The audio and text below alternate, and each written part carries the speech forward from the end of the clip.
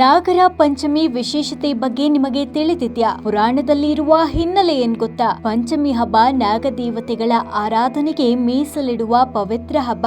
ಸಹೋದರ ಸಹೋದರಿಯರ ಪವಿತ್ರ ಸಂಬಂಧವನ್ನ ಬಲಪಡಿಸುವ ವಿಶಿಷ್ಟ ಆಚರಣೆ ಅಂತ ನಂಬಲಾಗಿದೆ. ಶಾಸ್ತ್ರದ ಪ್ರಕಾರ ಈ ದಿನ ಸಹೋದರಿಯರು ತಮ್ಮ ಅಣ್ಣ ತಮ್ಮಂದಿರ ಶ್ರೇಯೋಭಿವೃದ್ಧಿ ದೀರ್ಘಾಯುಷ್ಯಕ್ಕಾಗಿ ಪೂಜಿಸುವ ದಿನ. ಪುರಾಣದಲ್ಲಿ ಸತ್ಯೇಶ್ವರಿ ದೇವಿಯ ಕತೆ ತಿಳಿಸೋದೇನೆಂದ್ರೆ, ನಾಗರ ಪಂಚಮಿ ಹಿಂದಿನ ದಿನ ನಿಧನನಾದ ತನ್ನ ಸಹೋದರ ಸತ್ಯೇಶ್ವರನಿಗಾಗಿ ಸತ್ಯೇಶ್ವರಿ ದೇವಿಯು ಸರ್ಪ ದೇವತೆಯನ್ನ ಪ್ರಾರ್ಥಿಸಿದ್ರಂತೆ. ಆಳವಾದ ಭಕ್ತಿಯಿಂದ ಸೋದರ ಮರಳಿ ಜೀವಂತನಾದ್ನಂತೆ. ಈ ಪೌರಾಣಿಕ ಘಟನೆಯು ಸಹೋದರನ ಮೇಲಿನ ಪ್ರೀತಿ ಹಾಗೂ ಭಕ್ತಿಯ ಶಕ್ತಿಯನ್ನ ಸಾರತ್ತೆ. ಕುಂಡಲಿಯಲ್ಲಿರುವ ದೋಷ ಅಥವಾ ದುಷ್ಪರಿಣಾಮಗಳಿಂದ ರಕ್ಷಣೆ ಪಡೆಯಲು ಈ ದಿನದ ಆಚರಣೆ ಪರಿಣಾಮಕಾರಿ ಅಂತ ನಂಬಲಾಗಿದೆ. ಕರ್ನಾಟಕದ ವಿವಿಧ ಜಿಲ್ಲೆಯ ಸಹೋದರಿಯರು ಮುಂಜಾನೆಯೇ ನಾಗದೇವತೆಗಳನ್ನ ಪ್ರಾರ್ಥಿಸಿ ವಿಶೇಷ ಪೂಜೆ ಸಲ್ಲಿಸಿದ್ದು ವಿಶೇಷವಾಗಿತ್ತು.